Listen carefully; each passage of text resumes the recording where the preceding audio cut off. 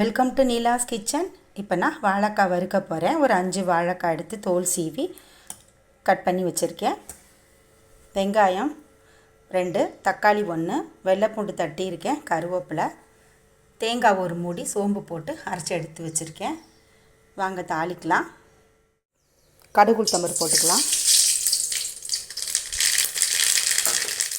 கருவேப்பிலையும் வெள்ளைப்பூண்டும், வெங்காயம்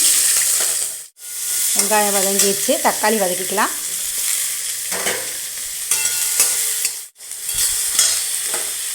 வாழைக்காய் போட்டுக்கலாம். உப்பு,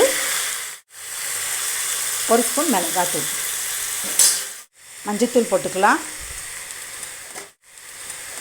அரைச்ச தேங்காய் ஊற்றிக்கலாம். தண்ணி ஊற்றிக்கலாம். நல்லா மிதக்க ஊற்றிக்கலாம். இப்போ கலந்துக்கலாம். இப்போ தட்டு போட்டு மூடிக்கலாம். அப்பப்போ கிளறிக்கலாம். வேகட்டும். கிளறிக்கலாம். நல்லா வெந்து கட்டி ஆனோனையும் அப்படியே அடுப்பு ஆஃப் பண்ணிவிட்டு தோசை கல்லில் வறுக்க போகிறேன். ரெடி ஆயிடுச்சு. இப்போ தோசை கல்லில் வறுத்துடுறேன்.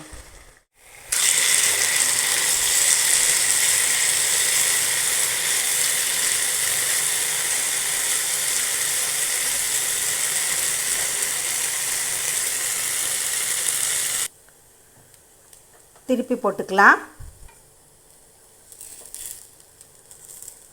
எண்ணெய் ஊற்றி இந்த மாதிரி தோசைக்கல்ல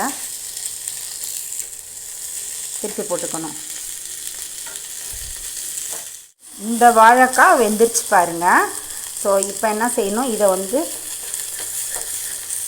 எடுத்து வேறு பக்கம் இப்படி வச்சுட்டு இந்த வறுபடாத இந்த மாதிரி காயை அப்படி நடுப்புற சென்டரில் வச்சுட்டு வறுபட்டதை எடுத்து நம்ம பிளேட்டில் வச்சுட்டு வறுபடாததை நடுப்புற வச்சு நம்ம ரோஸ்ட் பண்ணணும். பாருங்கள், ரெடி ஆயிடுச்சு. பாருங்கள், ரோஸ்ட்டாக இருக்குது. சாப்பிட போகும்போது நம்ம வறுத்தோம்னா நல்லா கிறிஸ்பியாக நல்லாயிருக்கும். இப்போ இதை எடுத்து வச்சிடலாம். அவ்வளோதான், வாழைக்காய் வறுவல் வறுத்து எடுத்தாச்சு. முதல் நாளே நம்ம வாழைக்காய் ரெடி பண்ணி பாக்ஸில் போட்டு வச்சிட்டோம்னா காலையில் லஞ்சு கட்டும்போது தோசைக்கல்லில் போட்டு நல்லா ஃப்ரை பண்ணி எடுத்துக்கலாம். ஈஸியாக இருக்கும். இதே மாதிரி நீங்களும் ட்ரை பண்ணுங்கள். தேங்க்ஸ் ஃபார் வாட்சிங்.